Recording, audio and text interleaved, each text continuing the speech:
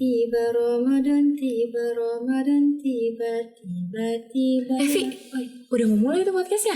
Podcast apaan? Kan kita kan mau ngisi podcast tentang Ramadan. Oh iya, podcast Ramadan ya? Iya. Maaf, lupa. Yaudah deh, biar lebih berkah kita buka dulu kali ya. Ya bener banget tuh. Ya, bismillahirrahmanirrahim. Assalamualaikum Warahmatullahi wabarakatuh.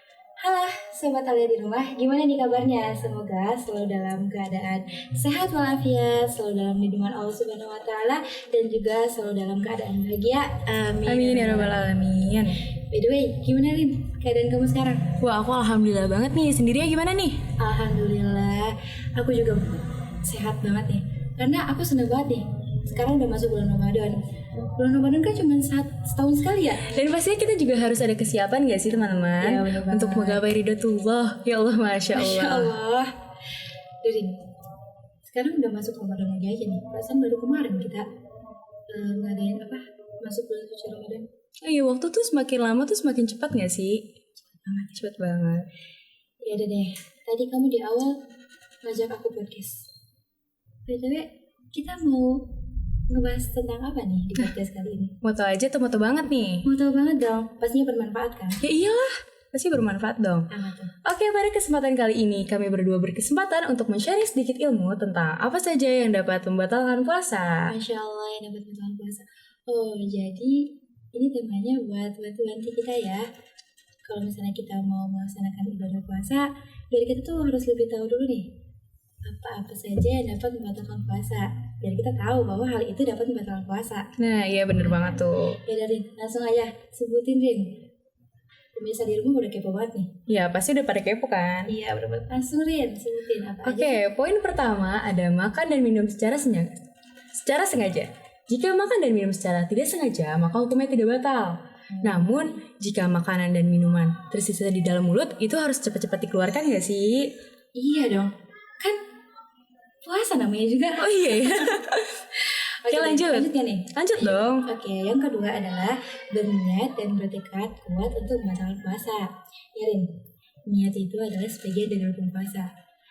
Ketika seseorang berniat dalam hatinya untuk membatalkan puasa, meskipun dia belum melakukan hal-hal yang dapat membatalkan puasa, tapi secara hukum puasanya itu sudah batal nih dengan sendirinya. Oh, batal ya? Iya dong. Lanjut Rin, yang ketiga. Langsung. Oke, poin ketiga adanya muntah secara sengaja. Jika muntah dilakukan secara tidak sengaja, maka itu hukumnya tidak batal kan? Iya. Nah, sebaliknya nih, jika muntah dilakukan secara sengaja, maka hukumnya apa?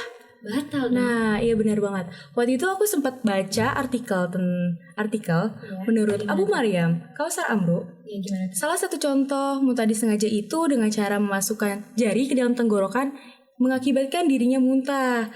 Sebab karena itu maka pelakunya harus mengkode puasanya. Pastinya dong. Iya, mengkode di akhir nanti ya. Iya. Oke. Selanjutnya adalah keluarnya darah haid dan nifas. Ini khusus perempuan nih. Hal-hal yang dapat membatalkan puasa itu sudah dijelaskan dalam kitab Fathul Qorib. Salah satunya ini nih, perempuan yang mengalami haid atau nifas. Selain batal puasanya, wanita yang mengalami hal tersebut juga berkewajiban untuk mengkodok.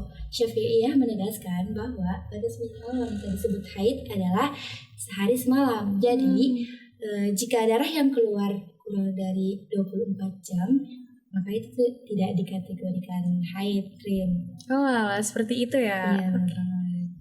Lanjut, Rin. Oke, poin selanjutnya adalah menjadi gila atau pingsan. Nah, hukum seseorang yang mengalami pingsan adalah apabila pingsannya sepanjang hari, maka itu termasuk kategori hilang akal nggak sih? Iya, benar. Nah, maka dari itu harus mengkode puasanya juga dong. Oh iya. Ya. Nah, selanjutnya nih, ada berhubungan badan atau jima. Dari semua ulama dari berbagai mazhab bersepakat bahwa berhubungan suami istri pada saat puasa itu membatalkan puasa. Jika dilakukannya secara sengaja, maka diwajibkan bagi keduanya untuk mengkodok dan membayar kafarat atau denda. Orang yang terkena denda itu adalah muslim yang sudah balik dan bakal, dan juga yang udah berniat pada malam harinya nih. Tentunya mereka terkena dosa besar dong, Rin. Oh iya dong Mereka pastinya. melakukan hubungan suami istri pada saat tengah puasa. Bener banget. Selanjutnya ada infus nutrisi dan makanan. Infus itu dilakukan sebagai pengganti makanan dan minuman. menurut Ustadz Abdul Somad bahwa infus itu membatalkan puasa. Argumentasinya bahwa infus itu sama dengan makanan. Katanya kalau suntik obat tak batal, darah diambil juga tak batal, akan tetapi infus itu batal karena infus itu sebuah asupan, karena dalam puasa segala sesuatu yang masuk ke dalam tubuh kita pada saat kita sedang melaksanakan puasa itu pasti membatalkan kan? Oh iya. Ya. Dan juga menurut Dr. Yusuf Kordowi, meskipun ia cenderung kepada pendapat yang tidak membatalkan, ia menyarankan bahwa penggunaan infus itu dihindari pada saat puasa. Mau tau gak alasannya kenapa? Kenapa tuh?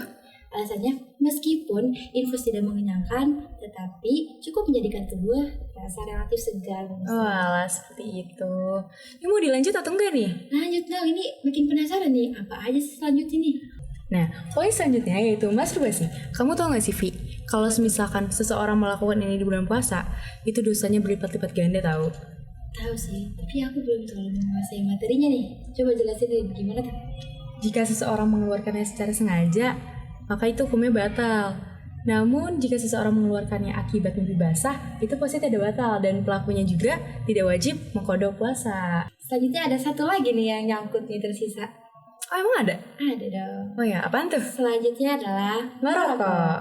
Nah, orang yang merokok kan pastinya menghisap rokok dan pastinya juga asapnya juga menghembus keluar kan? Iya, bener banget. Nah, maka dari itu mayoritas para ulama menyepakati bahwa merokok adalah perkara yang dapat membatalkan puasa juga nih. Nah, lebih lanjut lagi, Habib Hussein waktu itu pernah menceramah tentang perokok pasif ya. Iya, Jadi, perokok pasif. ya, perokok pasif itu tidak membatalkan puasa. Iya, karena perokok pasif kan dia cuma menghirup asapnya ya. Nah, iya. Karena juga hidup kita bernapas ya, menghirup udara segar. Iya, benar banget. Oke. Alhamdulillahirrahmanirrahim, karena ini poin terakhir kita. Dari banyak kata yang telah terucap, Dan dari banyak hal yang telah kita simak bersama-sama, semoga apa saja yang telah terucap, yang telah kita sampaikan nih pada podcast kali ini kiranya menjadi manfaat bagi kita sekalian. ya amin ya rabbal alamin. Aku Nisrin. Aku Sofi. Akhir kata untuk podcast kali ini kita ada sedikit pantun dulu nih. Apaan tuh? Jalan-jalan ke kota Mekah. Ingin sembahyang berlama-lama. Semoga Podcast ini membawa berkah, membawa rahmat untuk bersama. Selamat berbuka puasa dan sampai jumpa. Wabillahi taufiq wal hidayah. Wassalamualaikum Warahmatullahi wabarakatuh.